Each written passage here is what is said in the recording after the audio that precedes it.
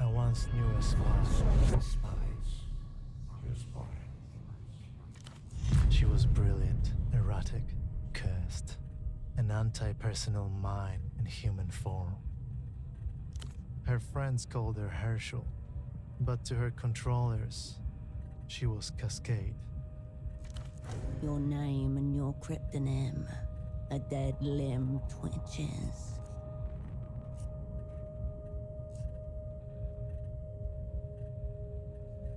Portofino 91, the whole sick crew.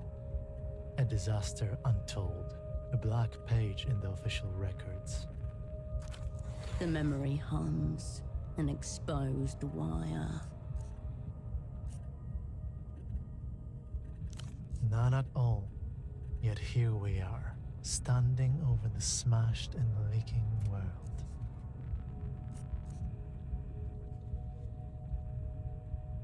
Some fool dropped it. One of ours, probably. She was recalled. They put her in the freezer. Forever. Most thought. Even in those dark days, there were whispers among the lower sublevels, where they keep the true believers. Don't count Cascade out. 5 years passed. A little more of the world leaked out of itself. Cascade's controllers ordered her back to Portofino. Because I asked them to. There is a new assignment, Cascade. I was supposed to give you the brief. Right here, in an armchair in a safe house above a 24-hour photo shop in the city-state of Portofino.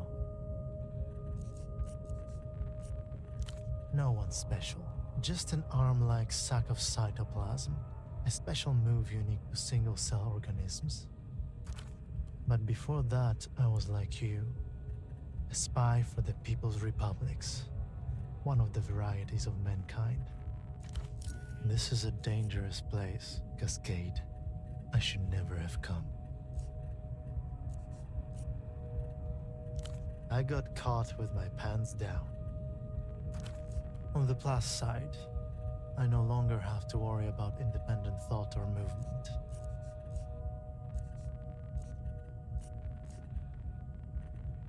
Don't blame yourself, operant. Whatever happens has already happened.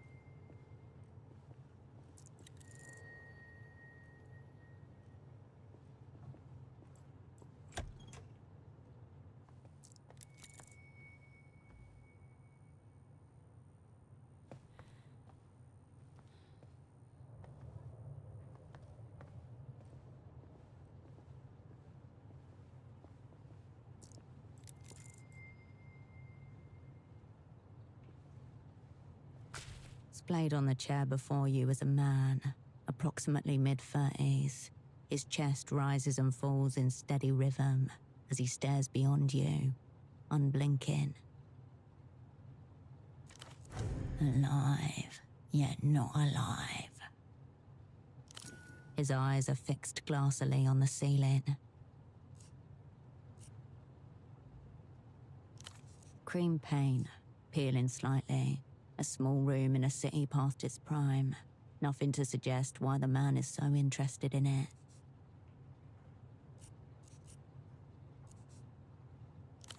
No response, no jolt, no tremor. All posts deserted.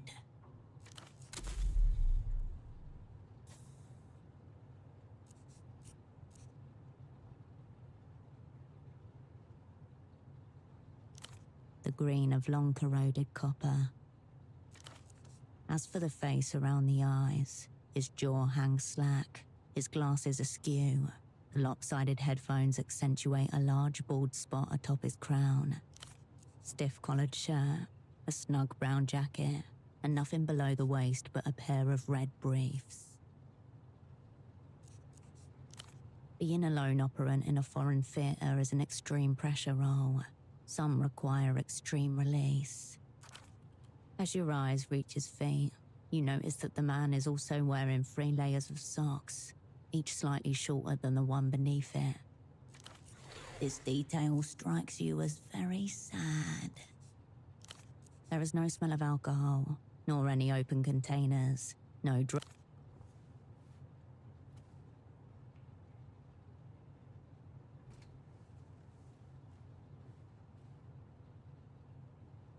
Your fingers detect a faint, steady pulse within the base of his wrist. Elevated, but not critical. When in theatre, an operant must always prepare to be assassinated. Of course, it is better not to be killed.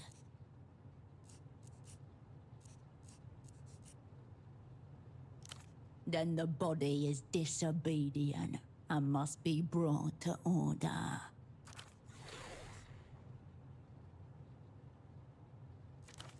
The man's eyes glisten.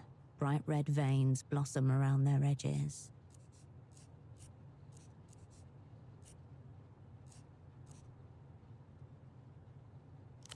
There may be little opportunity for a second, based on the current visual. However he ended up like this, the result is the same. Operant. Clipped to the inside flap of his jacket, you find a laminated badge, emblazoned with the crest of the Import-Export Bureau of the People's Republic of Kohila.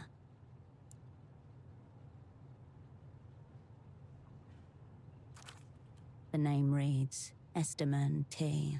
Below that, a title, Im Ex-Lead Hosiery. Sock Merchant, one of the opera's most battle-tested covers.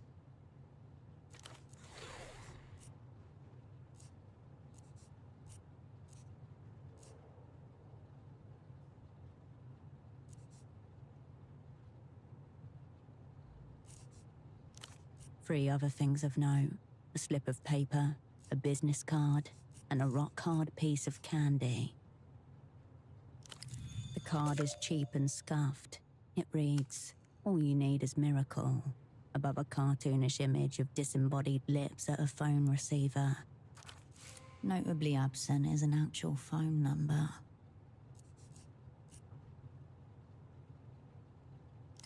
Into your pocket it goes. It's a purchase order for 10 socks, made out to Carmuna Pessoa, Fashions and Garments, Bootleg Bazaar. Bootleg Bazaar.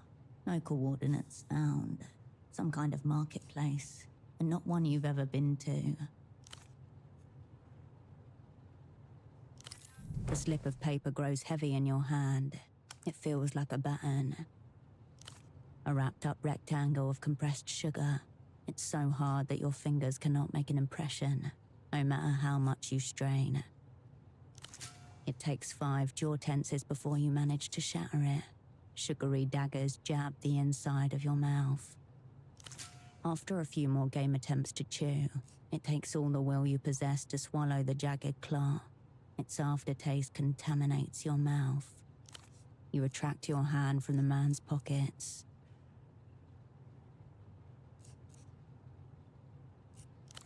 A snail's trail of dried saliva glints on the side of his chin. The people's spy cannot be caught shirking. Time to escalate.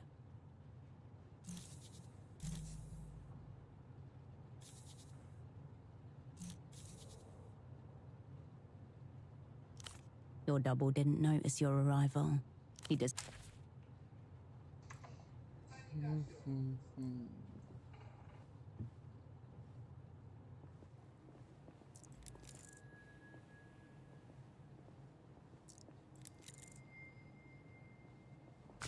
Following the cord from the unconscious man's headphones, you come to a mid-sized home stereo resting on a sideboard.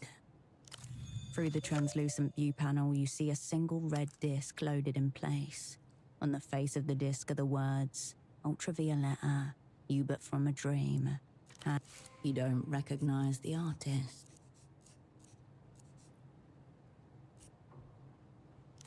The disc is loaded, ready to tell you.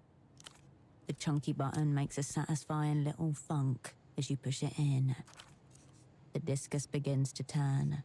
You know because the spindle was rotating, though the speakers don't produce any sound at all.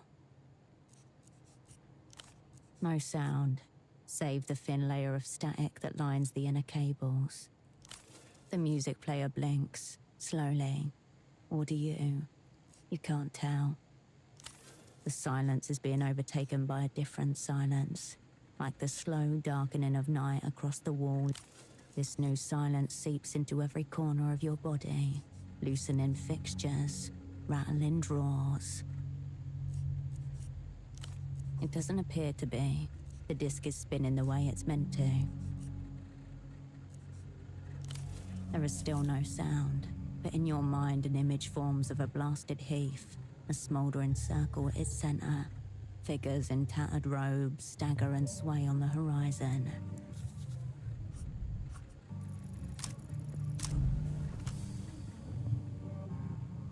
Your mind blanks, the power grid ravaged by an unseen, faraway storm. A second-floor studio apartment above the Photo 24 while you wait film lab. Slowly, you return to yourself.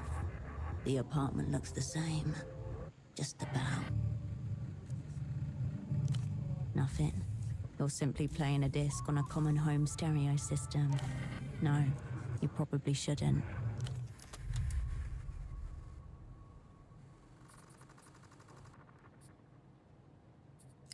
The static quiets as you reset the volume.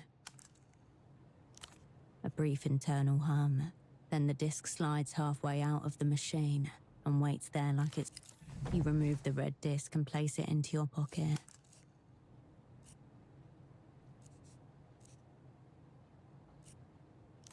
Crimson flashes within its case.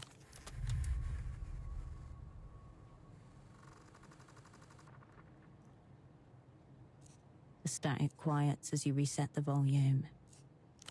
A brief You remove the red disc and as you turn away.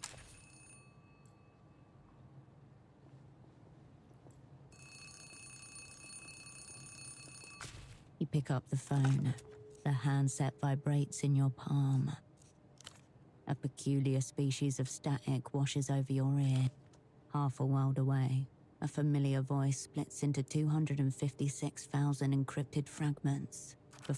Please tell me you have good news. The voice of authority. Don't let her down. Become the operant she needs you to be.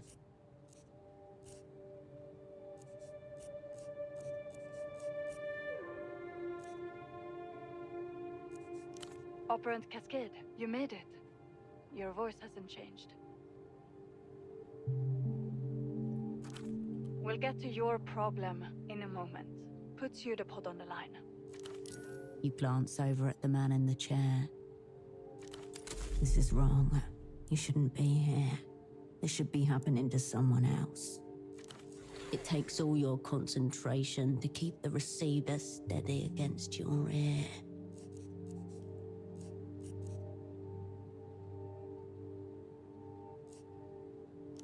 For a moment, no one says anything. There's no sound at all save for the blood in your ear and the electrostatic hum of the ultra-long-distance connection. Has he been zeroed out? Eliminated, killed, rendered inoperant. Very odd. Why would he be listening to a blank disc? Probably a manufacturing defect. I don't see how a disc could have anything to do with Pseudopod's condition.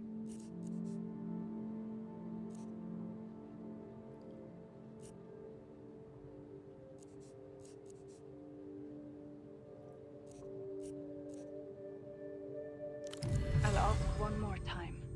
Is your double zeroed out? You must speak the word. She cannot make the determination. Once you say it, there's no going back. The momentum of events will overtake you.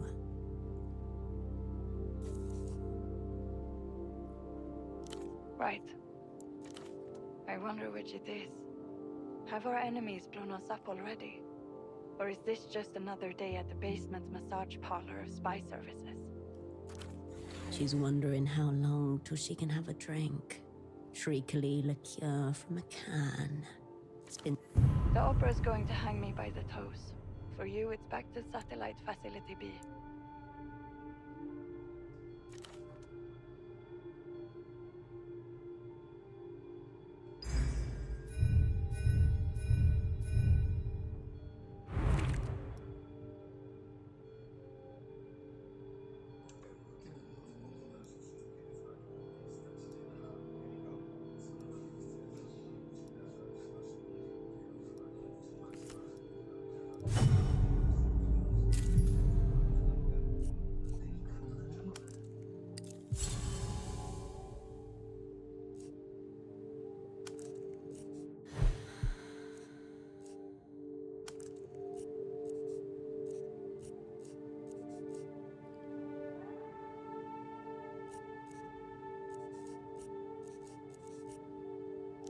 That's exactly the problem. You haven't got Pseudopod and you haven't got the assignment either.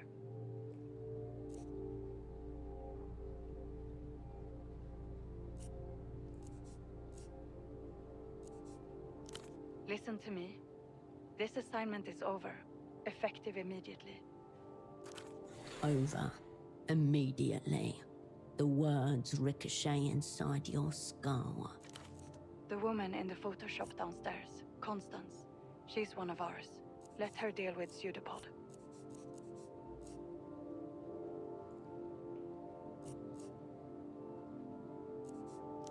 Do not tell her anything she doesn't need to know. As for you, we need to get you on the next aerotram out of the city. Disregard. Time for some self-directed espionage. That numberless phone line may be worth investigating. Perhaps the room contains other leads as well.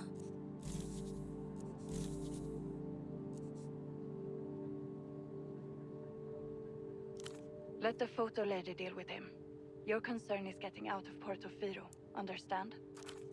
Reactionary pessimism. The people's spy.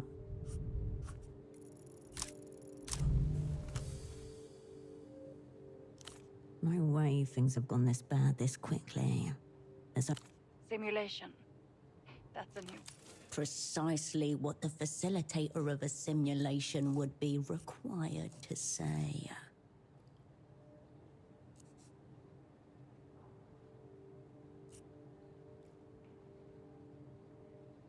This must be some kind of maladapted trauma response. There should still be flights departing for Superblock territory tonight. Make sure you're on one of them. I'm not responding to that. This assignment is over. Get on the next tram.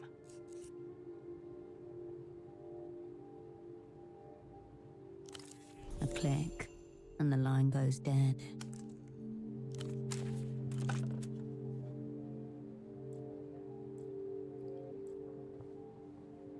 The bed looks serviceable. Deformed pillow. Room for two. You were supposed to lie here alongside your double. Seems it is all yours then. Should you ever you turn away.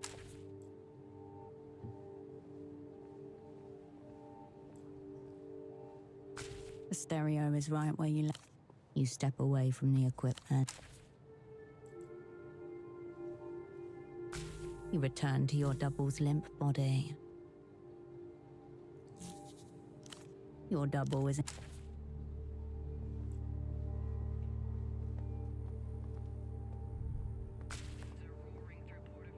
Enough! You're blacklisted. Take your... Easy, lady. I just want to develop some photographs. Does that poor girl even know what you're up to? You have a wild imagination. A little photo should not count as a crime. It's not like it's a loaded gun or something. The woman casts a split-second glance in your direction, requesting assistance.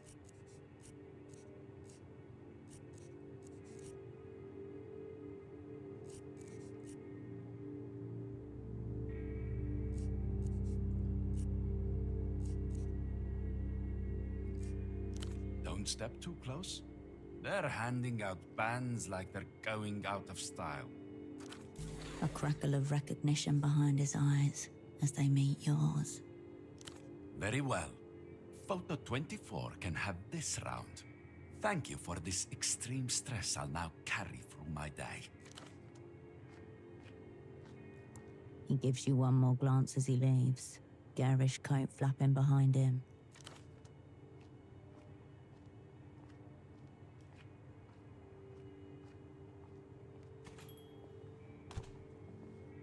That was exciting, wasn't it?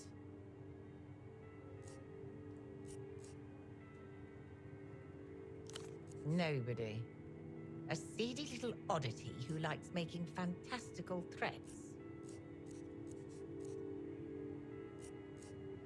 Oh yes, keen photographer, limited in subject.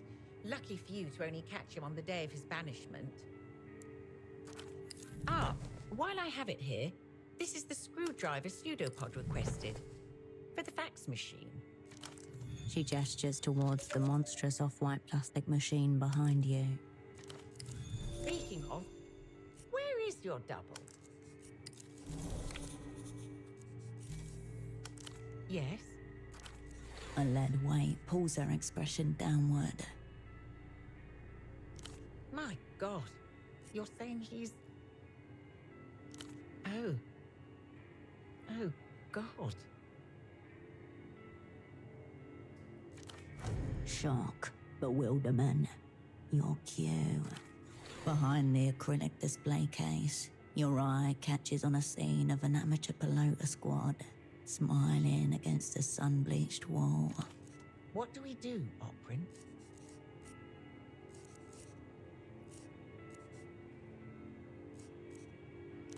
I've never seen this before. What's on it? No, I don't pay attention to all that.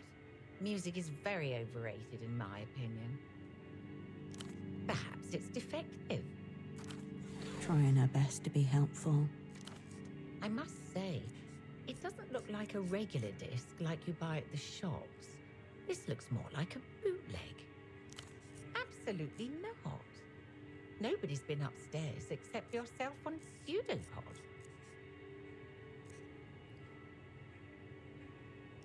Oh, Print, if you're about to imply that I've committed some heinous act, I can promise you there's nothing in my photo lab that would cause what you've described. It was yesterday, when he returned for the evening.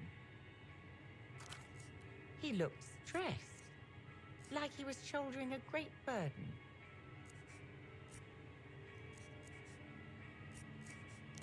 It must have been the assignment, I'm sure.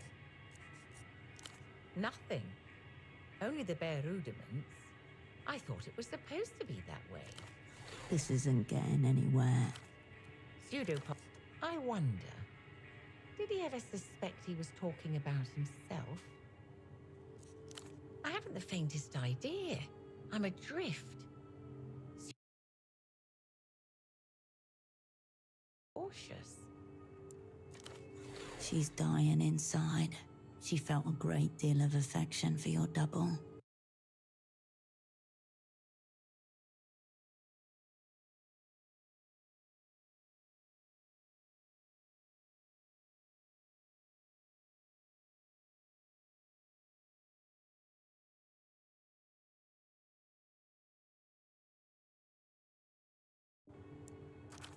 Your double's condition is of secondary importance.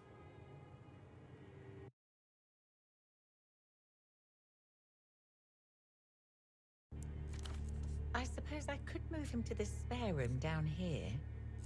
That way I can keep an eye on him.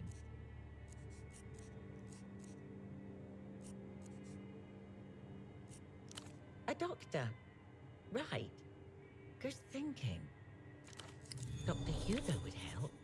He runs a houseboat clinic in the back ways to the west of the old docks, past the waterlock. She doesn't respond, but looks down as her cheeks flush deep crimson. I can't really say for certain. He kept things very close, as he was supposed to. Have you tried the bootleg bazaar? He was down there yesterday. The bootleg bazaar. That matches the purchase order you found on his body.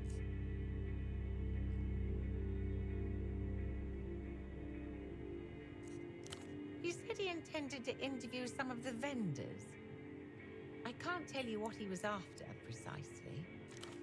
There. 2 lines of inquiry converge. Bring this purchase order to the bazaar. You can practically see it from the front door. Due south, in the ruins of the old silk factory. Head west from the roundabout. If by some chance you find yourself in Party Alley, it means you've gone the wrong way. Anything for the assignment. Was there anything else?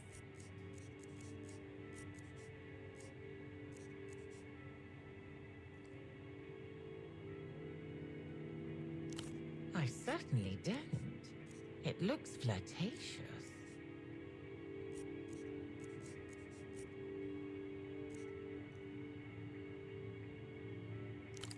Seedy business attracts itself. Try the Fogged Mirror. It's a bar just to the west, along Party Alley. It must be said, there's no mention of a fogged mirror in the files. It almost certainly holds no deep a den of ghosts.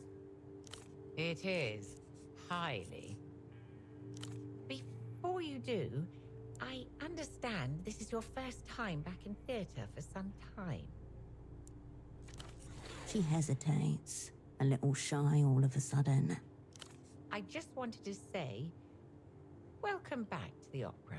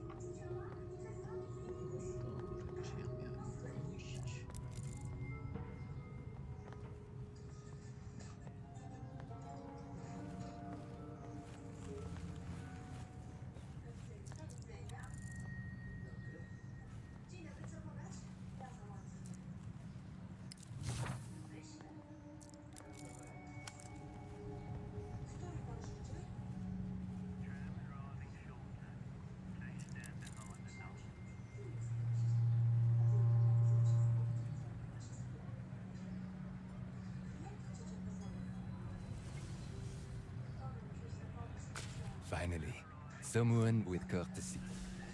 Do you know when the night is coming? A handsome man shifts in place, glancing over his shoulder towards the tram lines. Suitcases surround him. Simple.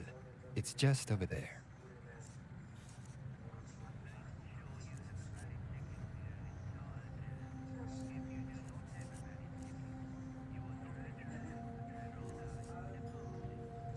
Me? I'm simply a stranded passenger, waiting on his aerotram. I'm waiting on the 9. I was told it was having some problems. But it's supposed to be in service any day now. An exotic air about this man. Difficult to place. And exceptionally handsome.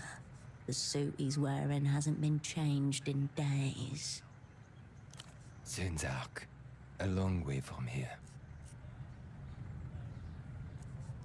Home. I was told to take this tram here, line 9. It's supposed to be in service any day now. I've been here a week. Enough time to grow accustomed to new surroundings and start noticing things.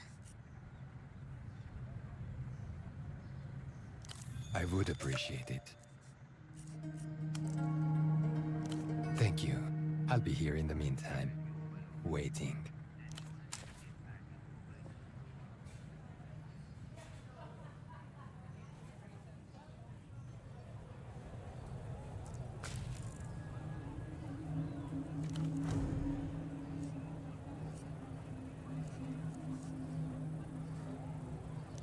Pseudopod had a purchase order from a vendor called Carmuna. She must be in here somewhere. You also have that curious red disc to hand. A media specialist could likely tell you more.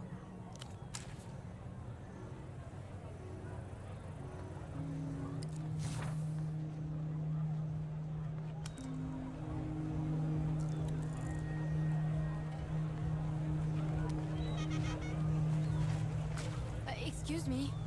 Can you take a look at this? A young woman turns from a store of party wigs and beaded necklaces to thrust a photograph under your nose. A hooded burrow, she the mouse within. The photograph shows a robust man well into his 60s.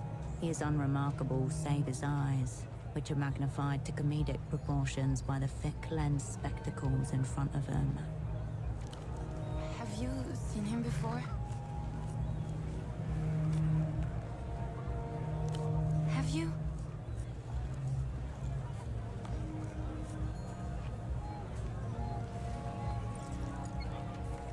Oh yeah, sure.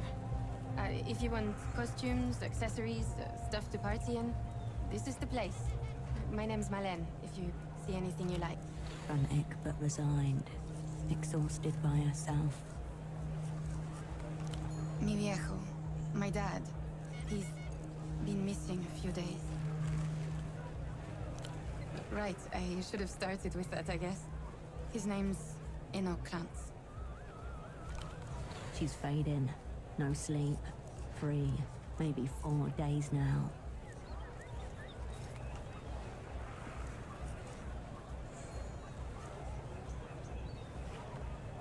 Yeah, probably. I told him watching too much TV was making him crazy.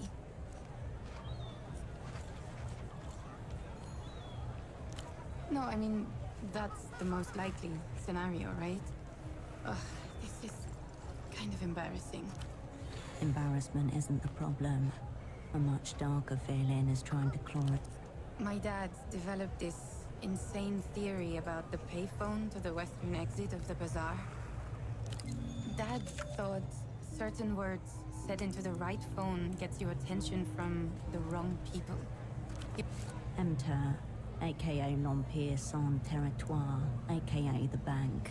Equal parts Global Development Fund and spy service. Linchpin of the bloody hand of transnational capital. Dad and his friend Gilmar were big into conspiracies. They were obsessed with this show, The Reality Situation. They really bought all that stuff. Bagman did an episode on them, and so Gilmar started following random people thinking they were from the bank. Not long after, he roped my dad into it. Guys in expensive business suits, usually. Foreign accents, verbally abusive, and tight with their money. Except when it comes to treating a client. Normal rich guy stuff. Hitting up the bars and shouting abuse at the local drunks. And then they disappeared into penthouses where they couldn't be followed.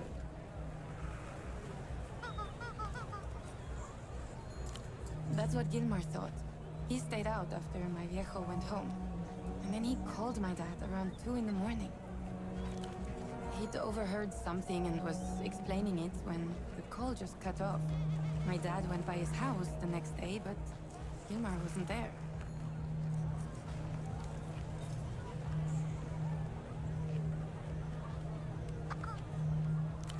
It's not funny. My dad was really freaked.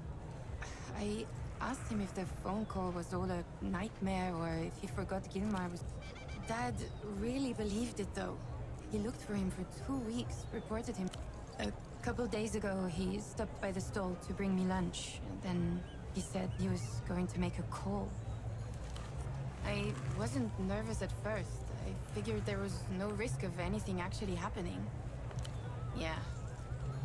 It's just... Momentarily, the mumbling from the nearby stalls hushes. They seem pretty random. Cousins, moon, reunion.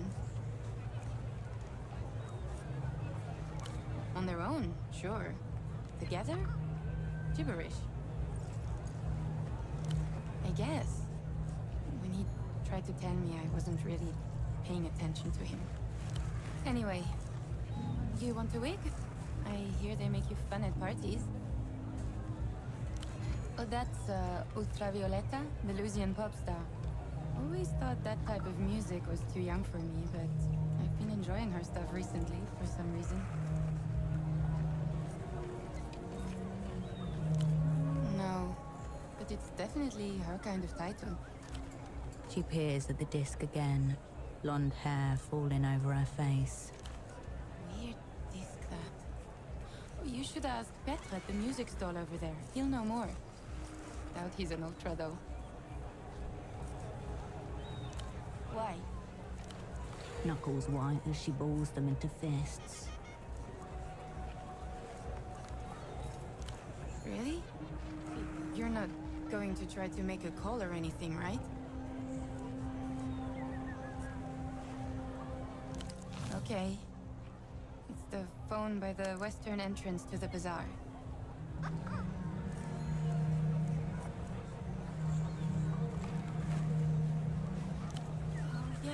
Yeah, he came by. Nice man. Talked a lot about socks. Not really. Wandered off into the bazaar. Looking you straight in the eyes, sympathetic. She really doesn't know. What do you mean, something's happened? Did he use the phone? Oh, at least you have that. He was, normal. Pretty forgettable, if I'm honest. I told him, unless you're... Sorry. Yeah, I was kind of distracted when he showed up. Thanks for stopping by.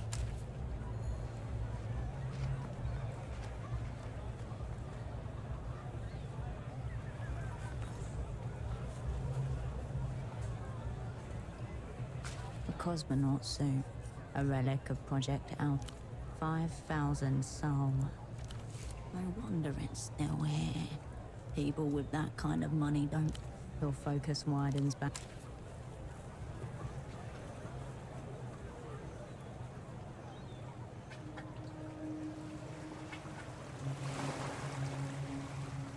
The gate is bound to the pole by a thin steel chain. The gap between leaves little room for passage. Rust speckles your fingertips. We're gonna need tools for this one. You push the gate. The metal creaks, but it doesn't move. It's held fast by a rusty chain. This isn't the only way through. You can always go the long way, around. The gate creaks in the breeze behind you. The gate stands before you. The gate creaks in the breeze.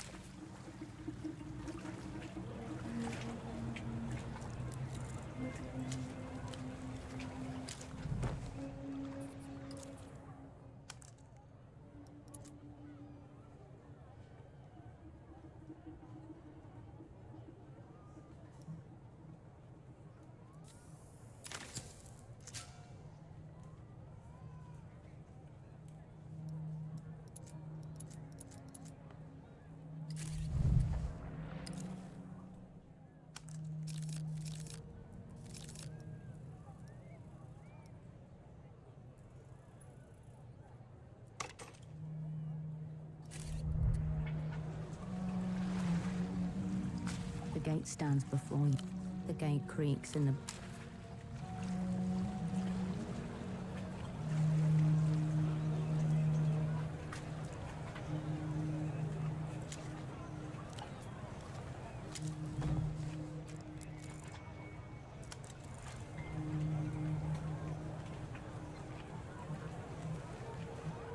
Especially good pieces today. The old woman glances at you before returning to her magazine. The magazine is innately anti-proletariat, a glossy perversion of the humble pamphlet. Carmona has not agreed to be met. She angles her magazine away from you protectively. Carmona, the name on Pseudopod's purchase order. Your double owes this woman a minuscule shipment of socks. She looks sideways at the disc, shakes her head. It's a disc. Ask the stall owner with the disc, not the stall owner with the clothes. Yes? You're working with that nice boy? The sock seller? Her lips shrivel, and her eyebrows descend as she takes you in properly. He was dressed so nicely, standing so straightly, polite. Had Carmona thinking that there might be hope for us in Kohila. But you don't look super block at all. What trouble? There was no trouble with him. It's his first time out of the super block, you know. You should take him to see some sights. That nice boy had never seen an arrow tramp before. Said they were the most beautiful thing in the world. Then couldn't help himself but say, must be a nightmare for the sorting division. How Carmona laughed.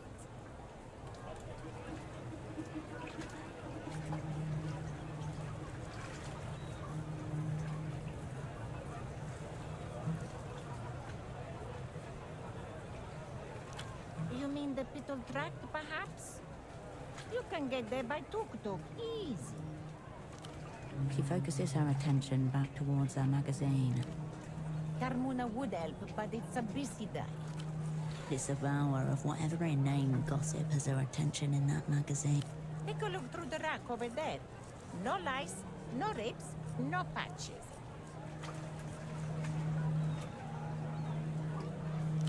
Don't forget to check the racks.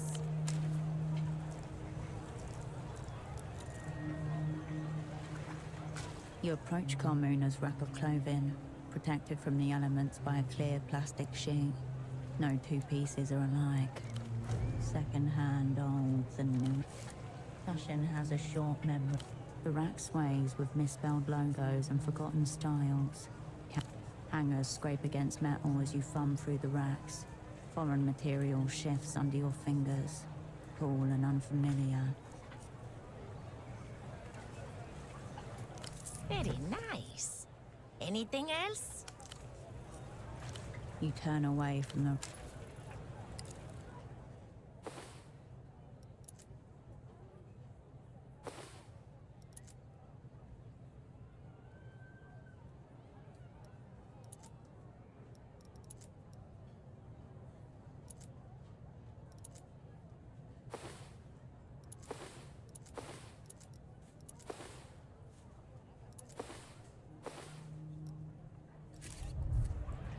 You return to the rack of clothing. You turn away.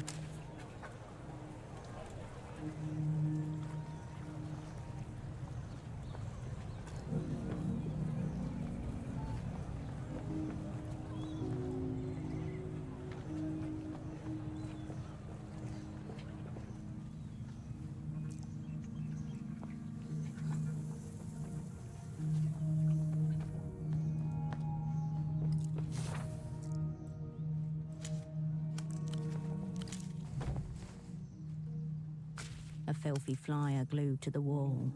Yellow text in black and white. Tune in. It's the opposite of nonsense. This is the reality situation.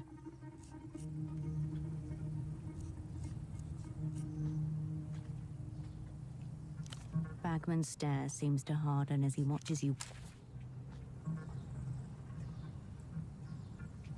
The Guardia Municipal officer is intensely scratching. Hola, miss. Hope there's a reason you stopped an officer while he's on duty. The folks who guard property rights are not worthy of answers.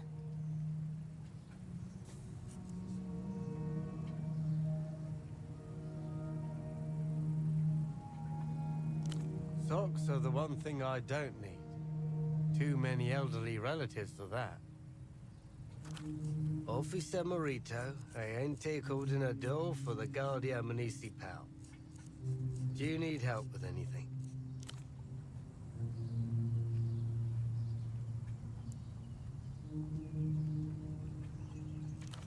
A tinge of affection.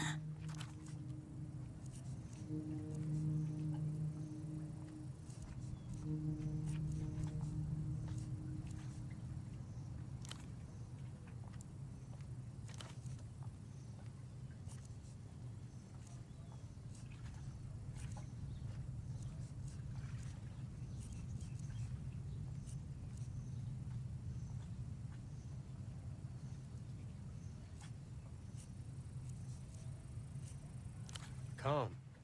Payphones belong to Renotel. The largest corporate entity in Portofino. A monopoly over the city's telecommunications. Their logo is a cheerful dog. It's private business. The Guardia Municipal doesn't have jurisdiction to look into that.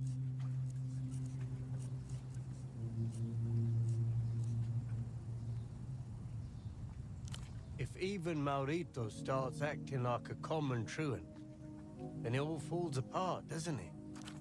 The law's not perfect, but it's there. Sure. Don't need... As you step away,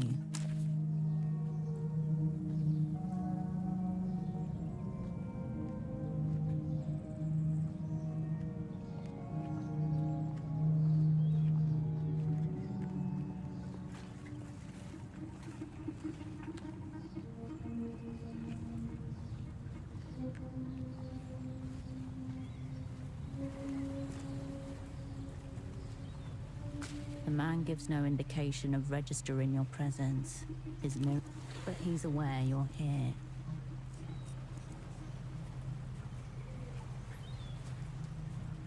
No, it's not. But it's a good one. Help you with something? His jacket's been patched over many times. Storied.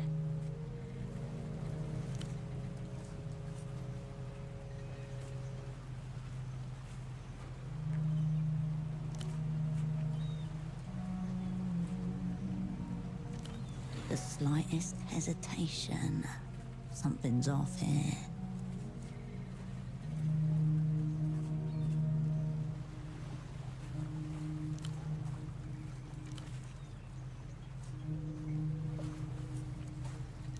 An old, low-slung workhorse with tar patches, welded plates, and mismatched boards.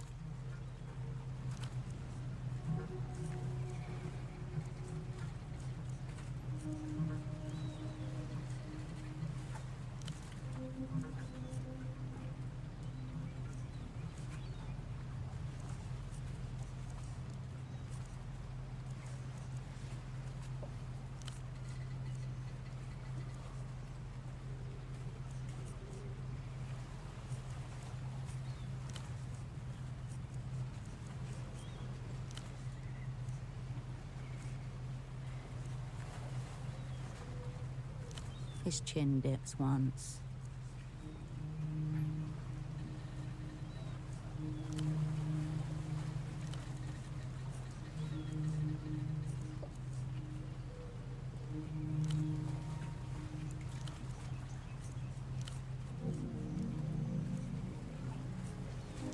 He He lowers his head in brief salute.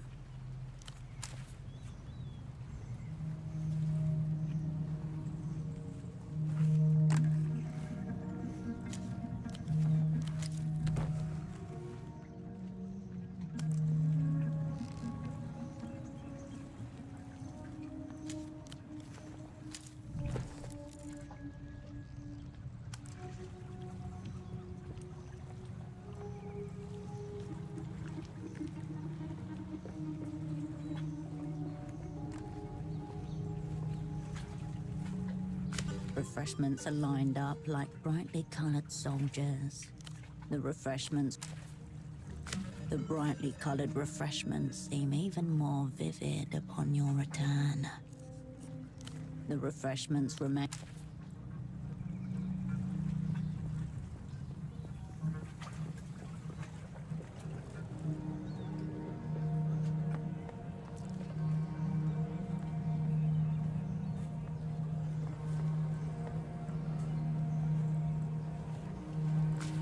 Going to melt his head.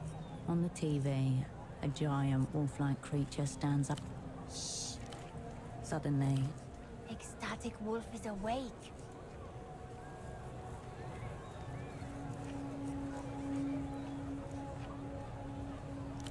You can ask us about whatever. No, remember what Mom said. Okay, you can ask some stuff, because there's... It's been years since you interacted with children, so a reminder. Yep. Doing well enough so far.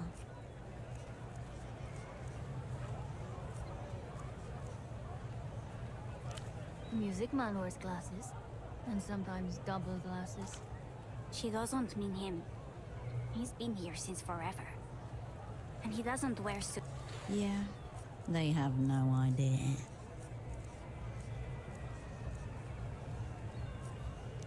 Odd. Like, how odd? There's so many accents here. The boat people have their ones, and the music man, and also Carmona. We know Malvin's dad is missing. So you heard. Perhaps they can confirm the woman's story. We know what her dad looks like, because he's been here before. But she's been showing everyone else just in case. Are you going to find her dad? Oh, good. Can we talk about less sad stuff now? Okay. The children ignore you.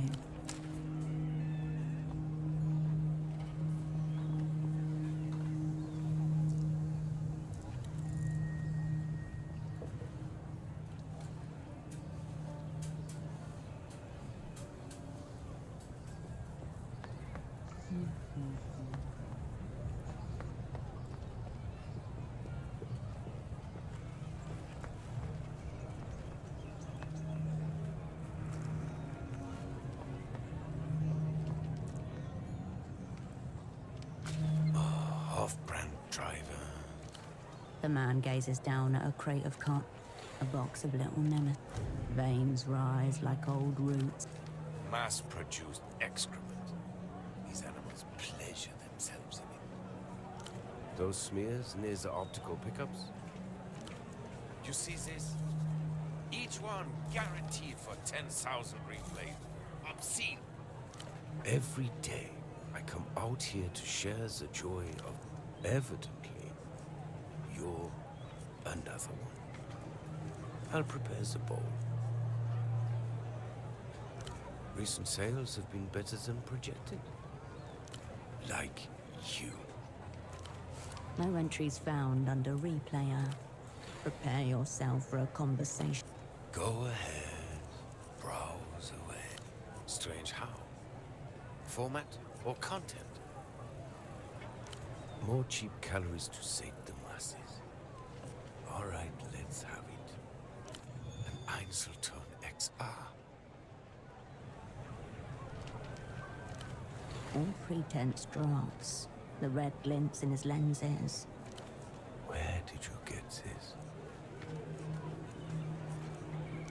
Einzelton hasn't been available to regular consumers for a decade. A disc in good condition is worth thousands of sol to people who appreciate it. Specialists, collectors of the rare and the defunct. People like him, in other words. The apex of auditory technology. A high-fidelity and dynamic sonic experience that self-effaces after a single play.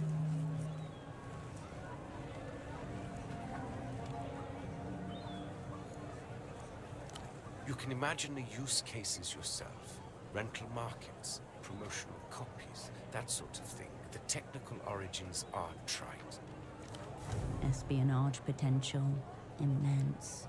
The burn after reading function built into the medium itself. Its deeper purpose is simply to exist, to remain in a rarefied realm of pure potentiality and infinite beauty. A magnet embedded in the disk erases its contents as it's being listened to. As in life, everything happens only once. Replayability is oblivion. You played it. Filthy animals. Those.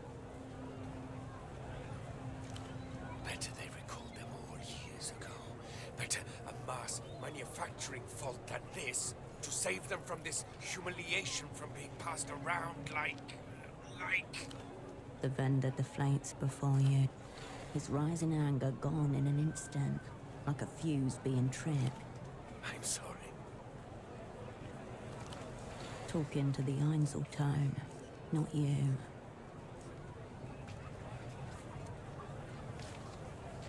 Ultraviolet is a pop singer. Degenerate Lucian Electro-Dross. There's a new fabricated star every day, it seems, but she's the top of today's pile. As for the title, probably the works of a brain-dead marketing committee.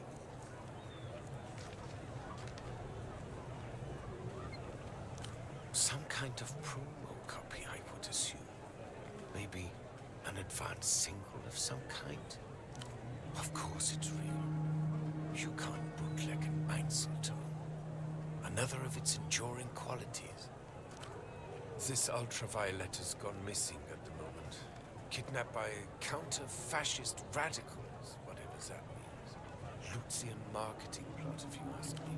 The next time the world sees her, she'll be clasping an assault rifle, draped in the flag of the party.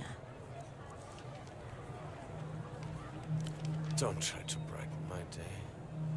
Optimism is slow.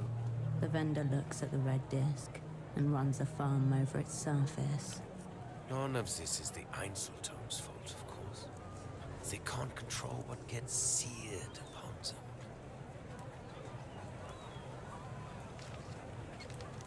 You seem to have misunderstood my soliloquy. It's done. No, I hope you dispose of it with dignity. I think a private ceremony would be most appropriate.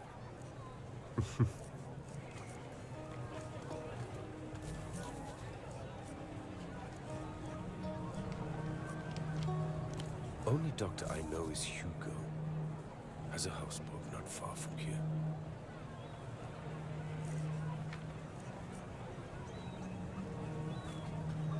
The vendor's eyes narrow behind his orange lenses. This is a media store. Not the missing persons division. Also one of the GMs. He pruned the conversation forcefully, artificially. There is more. I try. So most of humanity fades into an indistinguishable morass of banality. This colleague, what does he look like?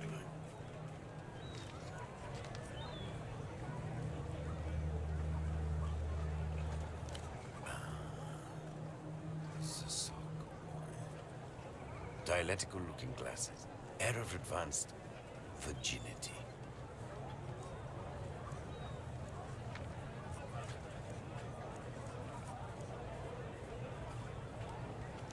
Yes, he came by here. Little commune is lost, adrift among the many wonders of the free market.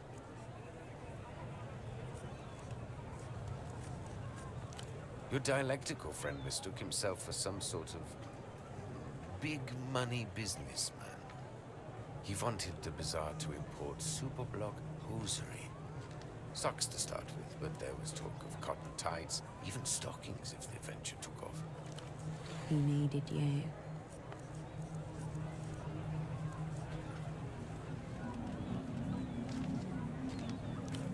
No. But to be honest, I wouldn't have wasted the stock. He seemed immune to music.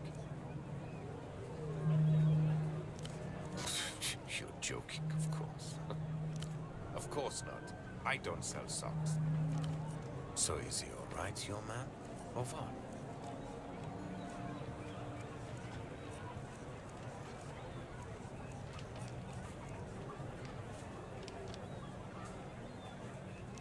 Yes, yes. We are all so well-intended. The vendor gauges you behind his colored lenses. I'll be blunt. Are you with the Weeping Eye? The techno-fascist secret police of Lelouch, dark subconscious of the state, specialized your natural enemies, the ones who took you all apart 5 years ago. Hackles rise. Because they've been especially active here recently. Usually they just let things slide. All the Lucian merchandise, good for everyone. But these days, they're staring right at us, unblinking.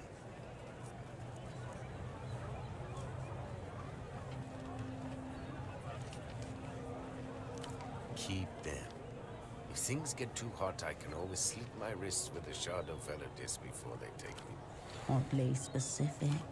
My point is, your colleague was asking questions. Now, something's obviously happened, and here you are, also asking questions. Given the current climate, no one wants to answer these questions, least of all, me.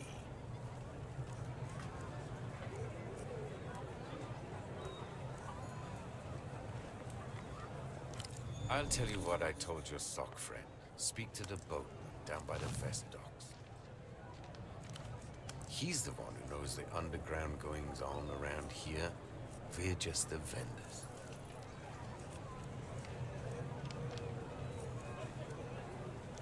Like I said, no one is going to take kindly to being interrogated these days. But your friend was there. I guarantee it. Talk to the boatman a good half hour. After that, wonderful. Now for all our sakes, please say no more. If you want to talk media formats, I'm your man. This other stuff. Sure, sure.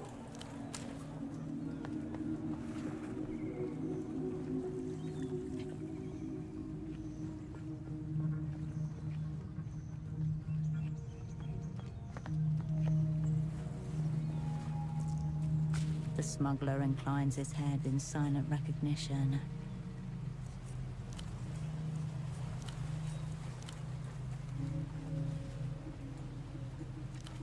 No obvious tell. He's good.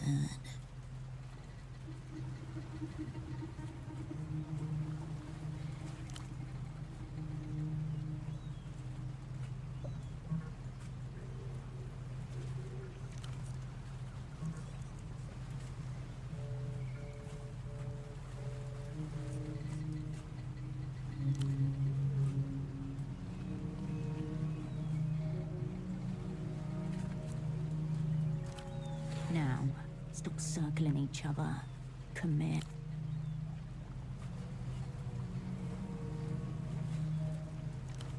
A still moment. From a nearby rooftop, the sound of children playing. You do not exist. You are merely the shimmer of a right-wing propaganda minister's fevered imaginings.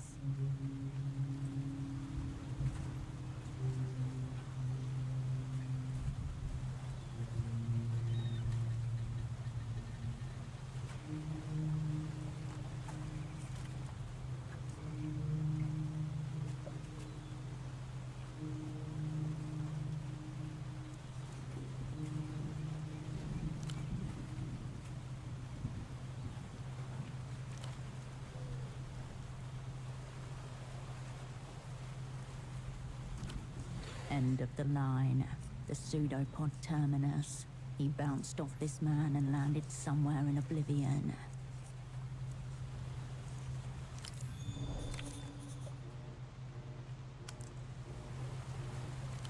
He's genuinely perplexed.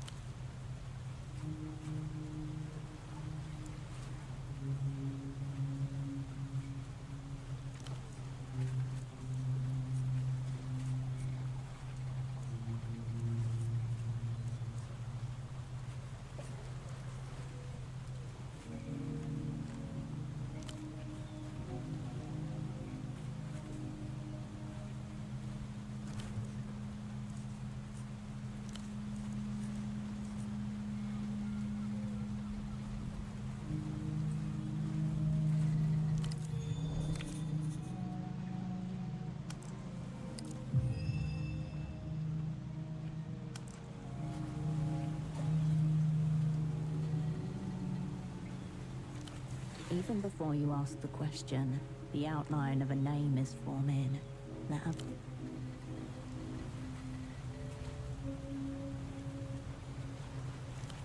Your cerebrospinal fluid turns to liquid refrigerant.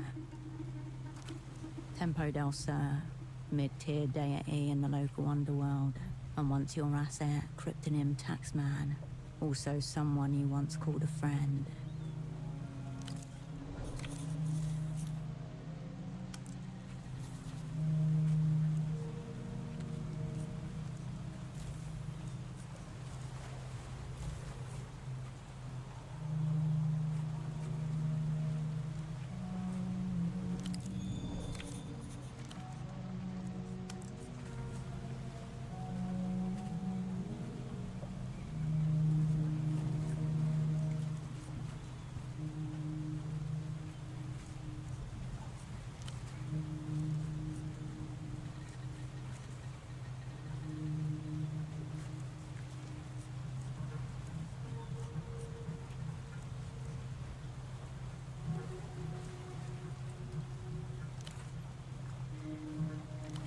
He's very fond of her.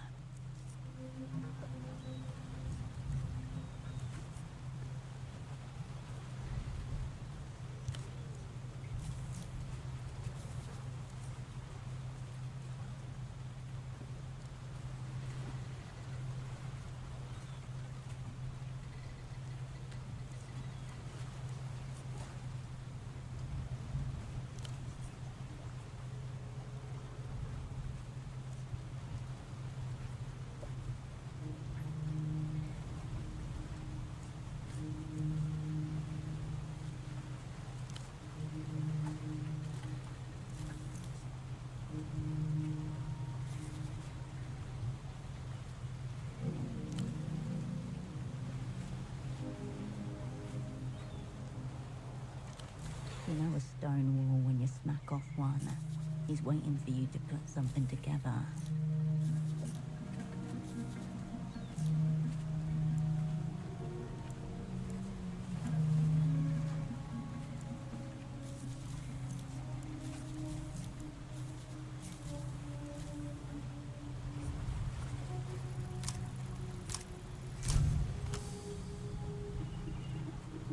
Because his name is Pseudopod, and the hushed arena awaits a different spy.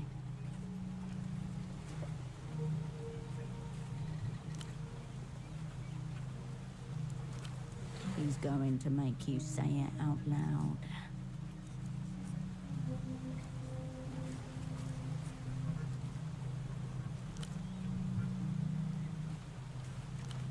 Of course you do. Your true name. He nods slowly. Rivulets of rain run down his sunglasses.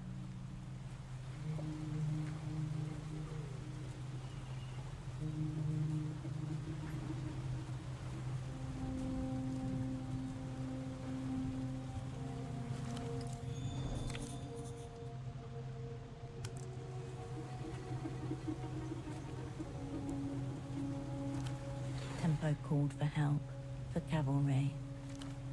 Shards of both past and present collide in the wreckage. 1. Tempo, Kryptonim Taxman, your dormant asset, contacts the Opera. Intent unknown. Information unknown. Request, meeting with Operant Cascade. Only Cascade.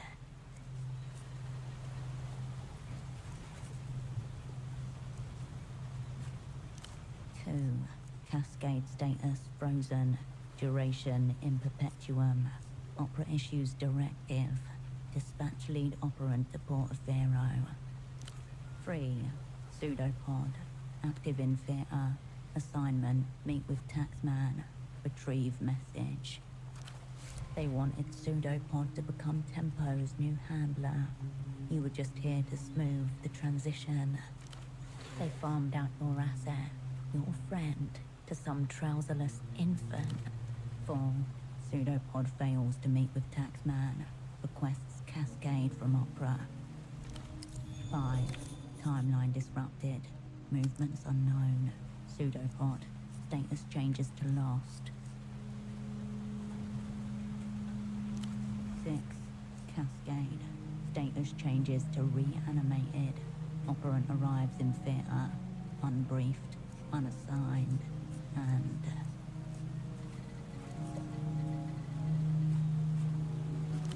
questions coagulate, but at their center a truth catches the lie.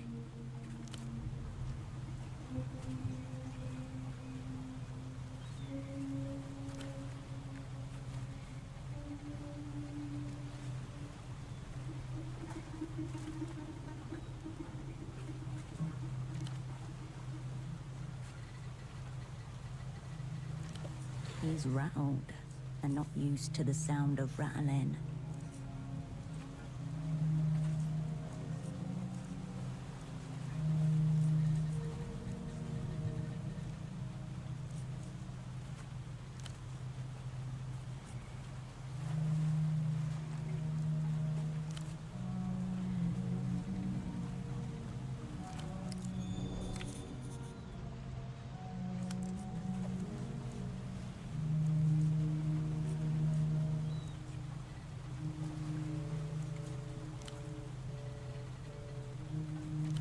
He was hoping you could make sense of it.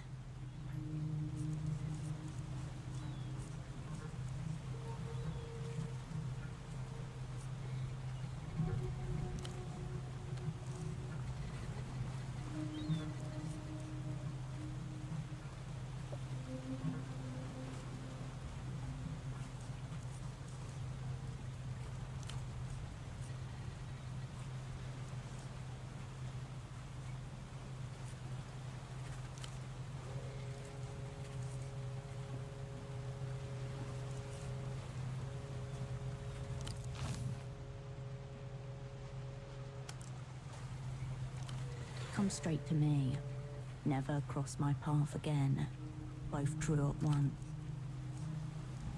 He lowers his head.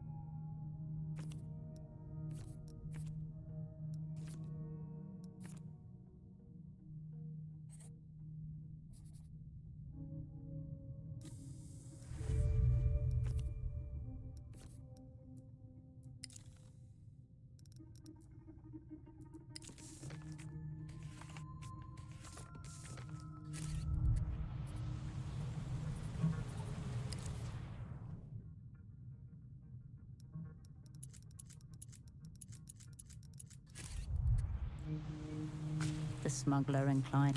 He lowers his head.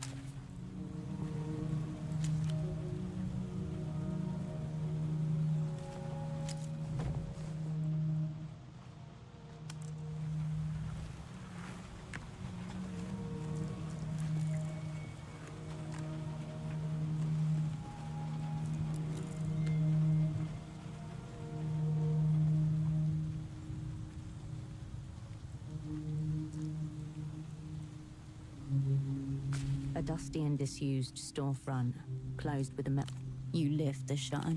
Around you, scattered pairs of... Come back at night. You turn away from the storefront.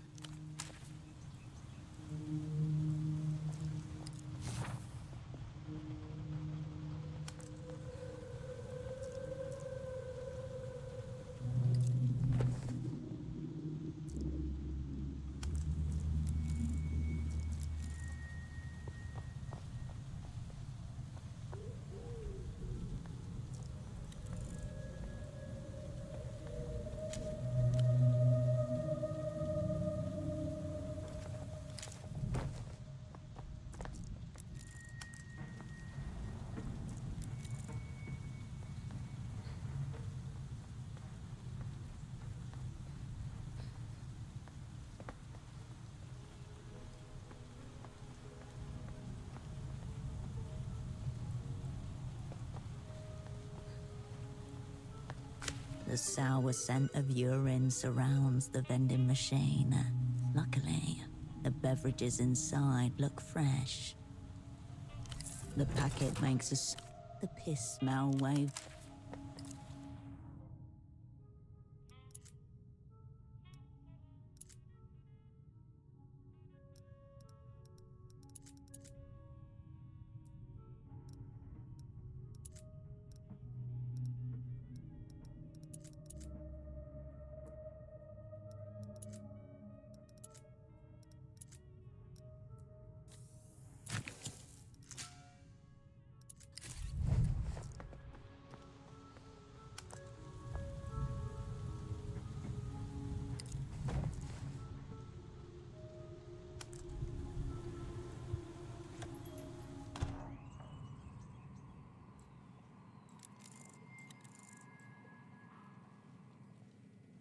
Not one step further, bored scum. I'll do it. Coiled, fingering the safety. I'll enjoy it too. I think I can probably come just from watching the drama sink. Don't pretend you're a person. I can smell it on you. The forms, the files, the fucking bureaucratic miasma that birthed you. His left foot twitches in anticipation of the jump. So you conspicuously not talking to your little colleague out there. I know you're from the medical board, and I know he's been watching me. Sounds like a pre-rehearsed line designed to entrap me. If you're not bored, which you fucking are, then go and deal with the stain of narc shit lurking outside. I know that scarf of his is a fucking wire. Right outside. Small stature, big hair, bigger scarf. I knew his superior would be a woman. Stench of xenophobia all over. No one takes down Dr. Gonzalo E.S. Gonza, except Gonzalo E.S. Gonza.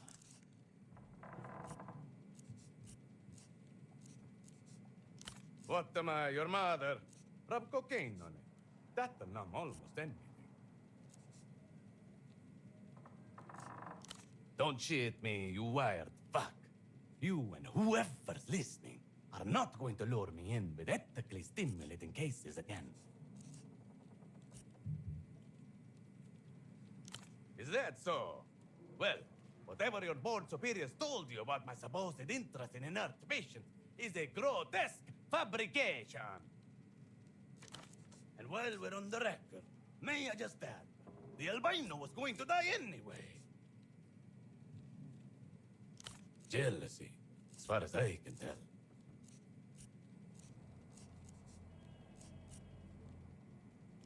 What can I say? My methods were too effective for those handicapped children running the board. They babble on about modernization, best practices, international standards. He looks down, vaguely surprised, shrugs. You never get credit for the blood you leave in. His eyes flash. Bring me one of his lying, scheming, bored narc teeth.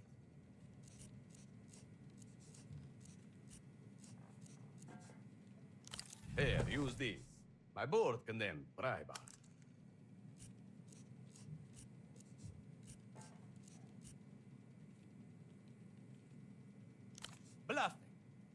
see. I'll do as I very well please. For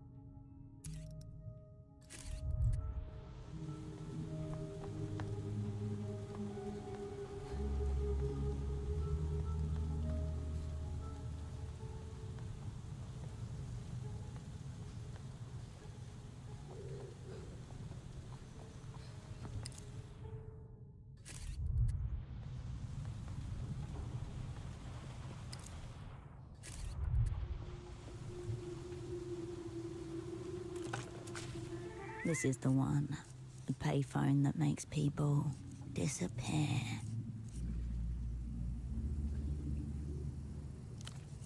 A giddy feeling rises in you as you hear only the reverberation of your own voice. Still half hoping for something to happen. You hang up the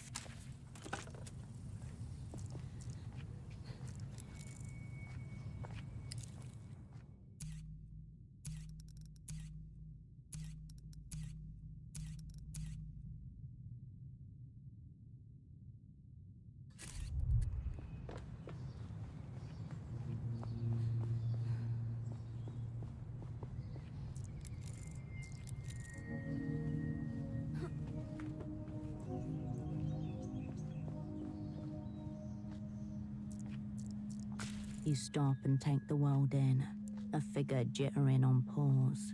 Nobody. 100 conversations blend into one. All around, movement clings to structure. Sightlines, bottlenecks, exits. People move as water does around rocks.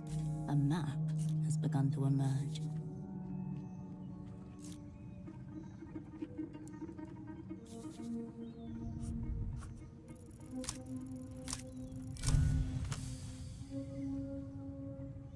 The bazaar stretches before you. A living, breathing river. A child zooms past with a toy. A plastic wolf with glowing electric eyes. 2 stalls down, the hum of an old disc player buzzes out into the crowd. Further down, a woman. Tarps are withdrawn. Crates unloaded from the holds of barges. In the pauses between movements, one of them lights a cigarette and stares. A handful of kids crowd the stall, faces lit by the multicolored glare of Elysium electronics. Shout behind them. You see the salesman involuntarily flinch at the sound of the toy. Nerves stretched. One of the vendors wearily reorganizes her wares. It seems like a hopeless endeavor amid the chaos. It's not her mess. Suddenly, it's obvious. You see it. The bazaar trundles on, functional, but wounded. An intruder in their midst. The weeping eye have passed through recently, kicking, raiding, intimidating, searching for something or someone. The bazaar is trying to gather itself after an attack. A sharp inhale, then your feet.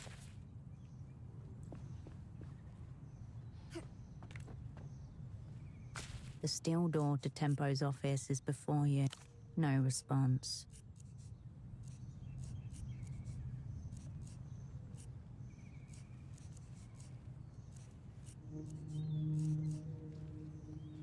Silence from the other below you. The social static of the bazaar muffled by distance.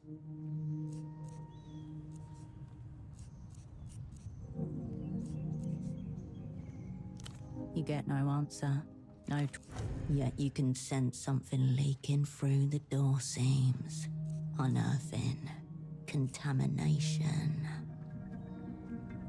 A brief tremor runs. Humans dominate doors every day. Stop. Don't enter. Don't break this seal. This doesn't have to be yours.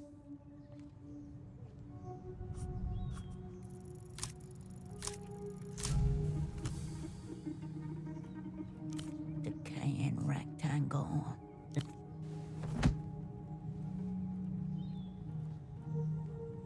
Nothing happened. The gang look at each, mystified. Oh yeah, about her. Very badly. Neurons fire.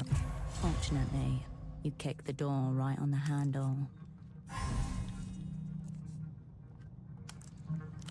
Lock's busted. Even when we kick shit, doors can't take it.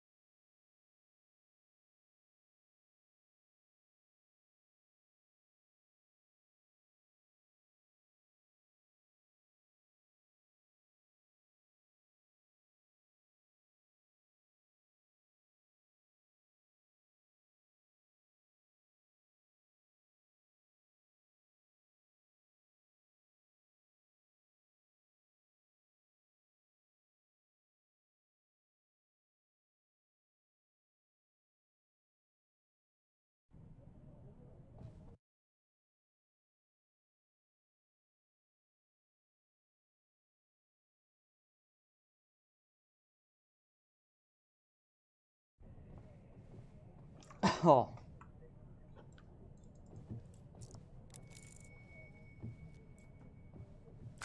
A ruined sofa with a sad story to tell. The air hums. This is a spy's death.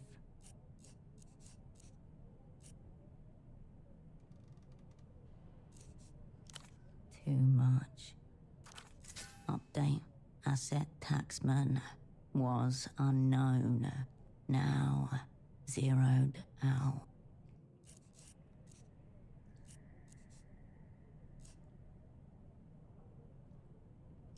Multiple assailants going by the footprints. A brief struggle. Then the inevitable. Askew on nearby shelves. A stereo system. Blinking on standby. They used that to drown out the noise.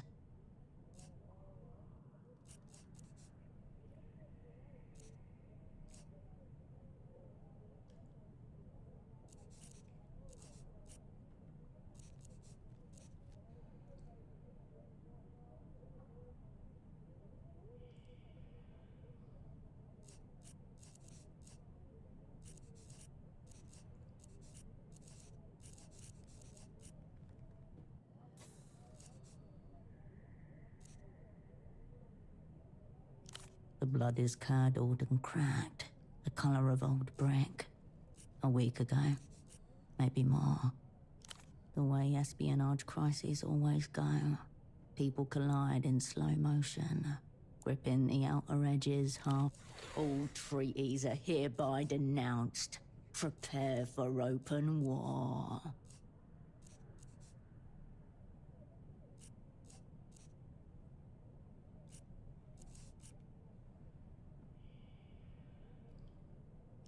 Mere minutes into the match and the away crowd are silenced by a enemies 2. Cascade 0.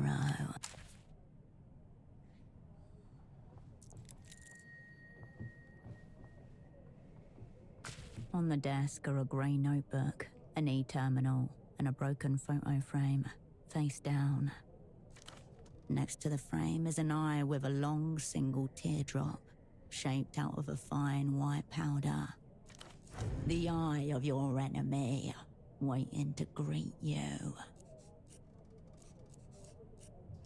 The crying powder eye stares at you. Your finger returns to you with a dusting of white. Power plant.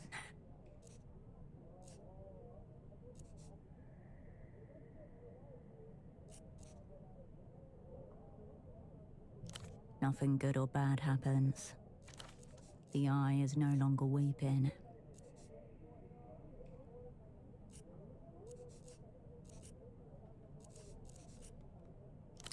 It is a signal. The crudeness of it points towards a sick joke by the weeping eye. The eye watches you.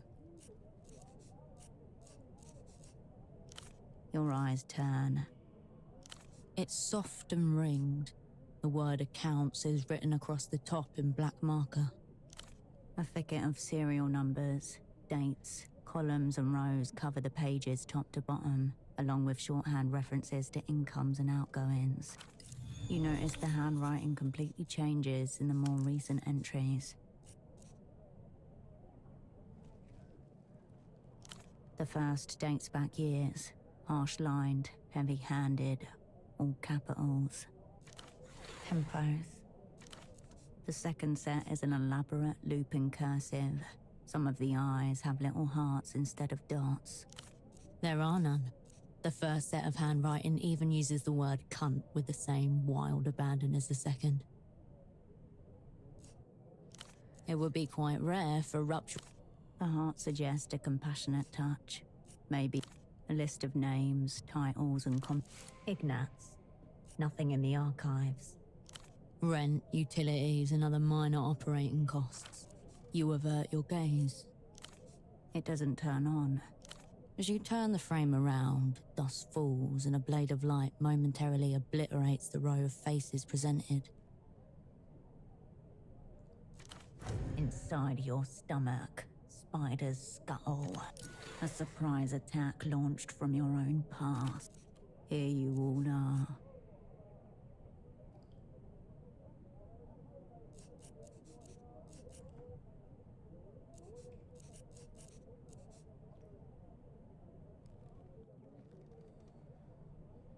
Taxman. Estoc.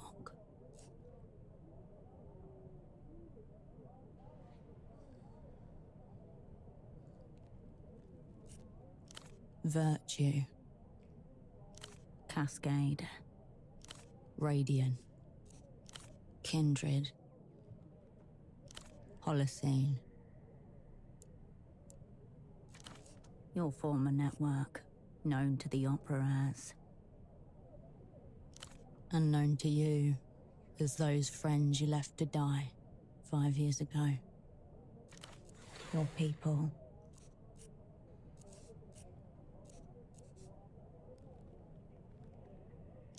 Your controller told you to run, and you did.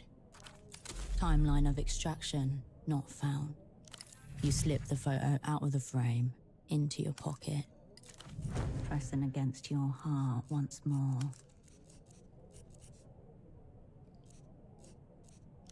A fatal case of sentimentality, leading cause of death among. He wanted to keep you all around.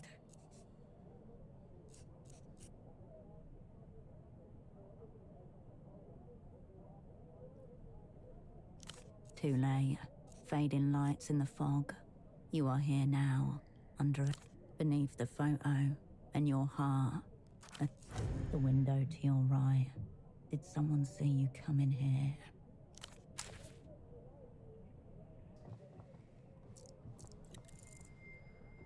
You can make out an impression of the bazaar beyond the window.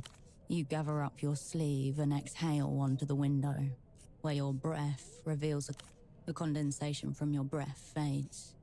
Across the canal is the district of Lower Vudas. A cross-section of the city would be a cliff face, stacked with evidence of floods, political tides, and nighttime finds the bazaar nearly empty. He is stained all around. An unusual glancing up at the man from the photo shop. A possible cover, of course, in espionage. Coincidences known to the Opera as the Whole Sick Crew.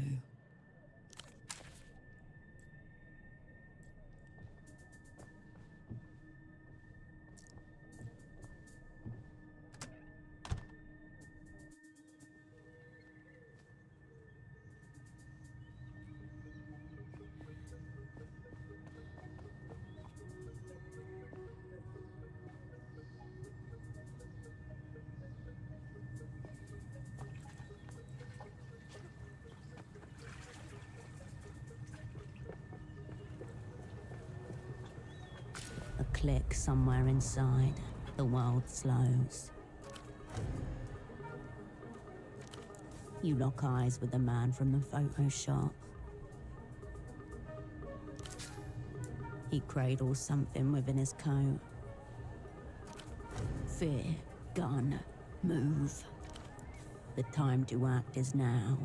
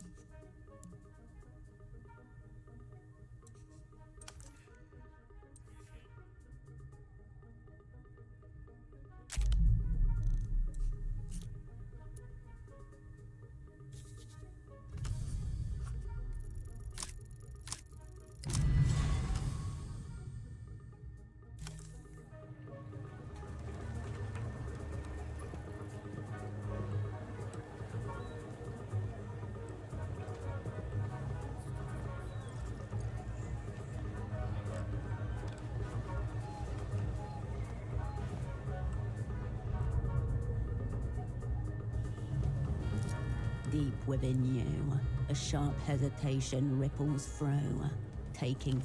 That's not the invisibility maneuver. You are very, very visible.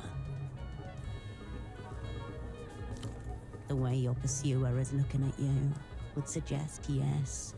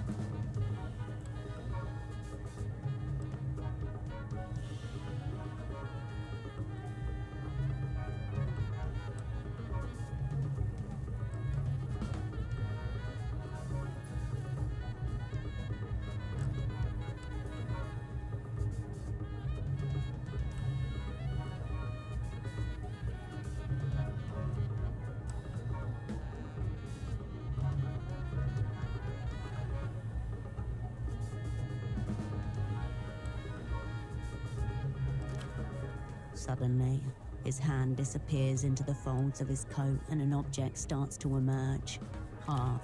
Nothing good.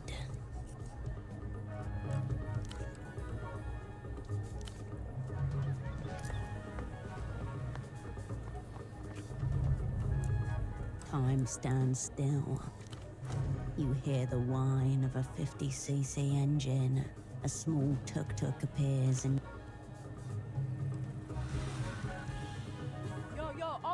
this way!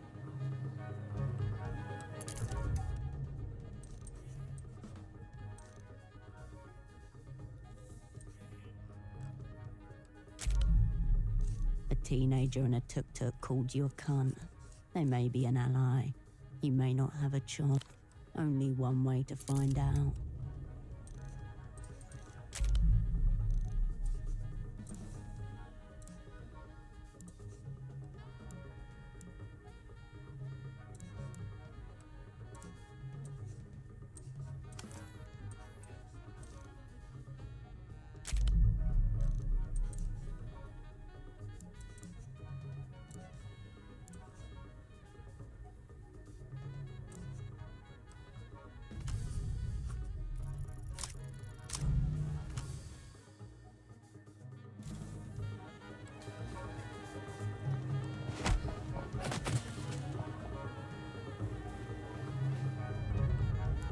The impact knocks the both of you out of balance. Oh shit, he's got us Lights out. Here it comes.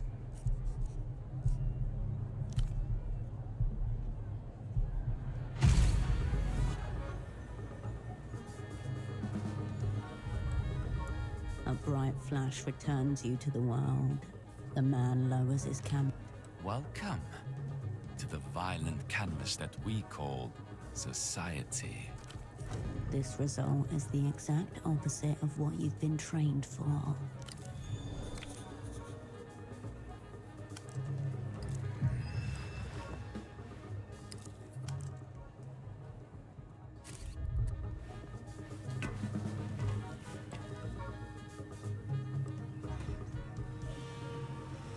You turn towards the waiting tuk-tuk.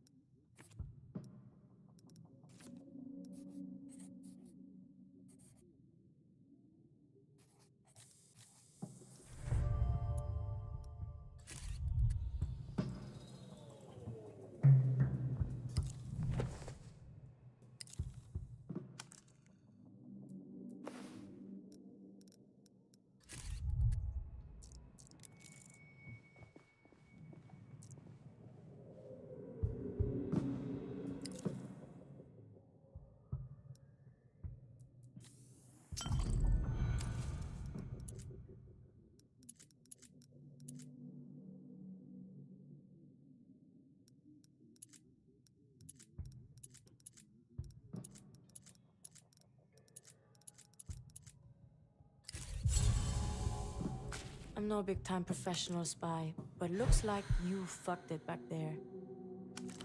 The girl gives you a quick, not exactly kind once over. I just bailed your shit out. How about some aggressive gratitude, Herschel?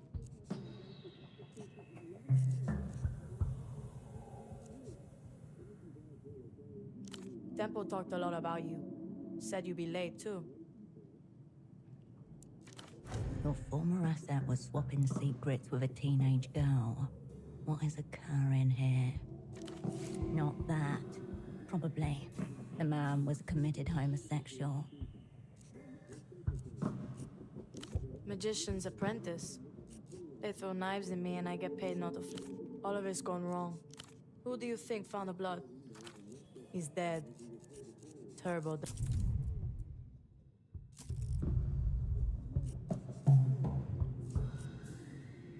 We all knew it was coming one way or another. Like Tempo used to say himself, no one in gets out alive. This is a brave face, for your sake.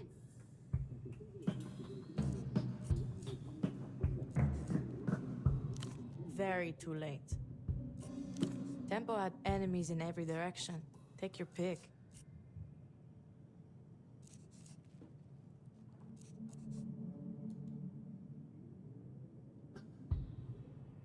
Sure, Herschel. Weeping Eye, or the Carabineros, or the Azuri mob. Maybe they want to go to the mattresses again. Fuck you care anyway.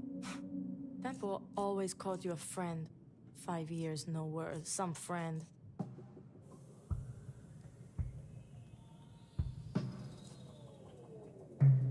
Yeah, I can see that.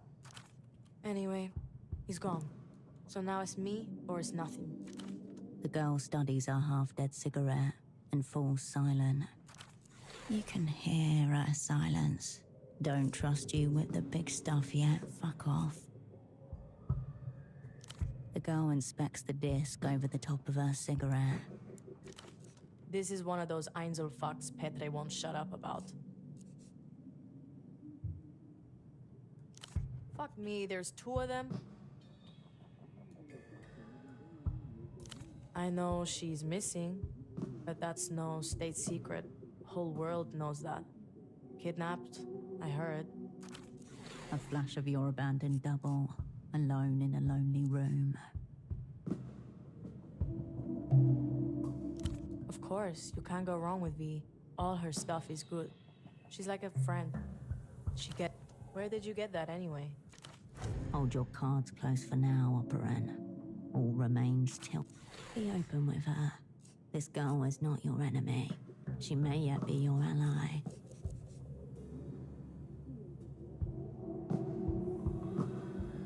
As in dead?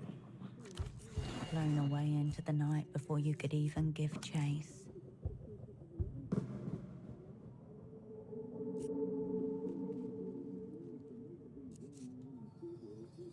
Sorry to hear it. What happened to him?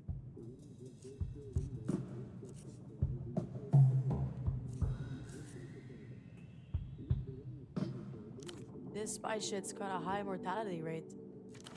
Sounds like we're 2 down, Cascade, and getting cunted harder by the minute. Hope he pulls through.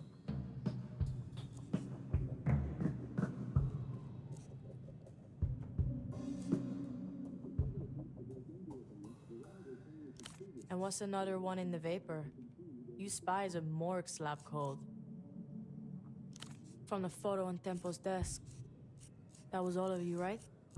The whole sick crew?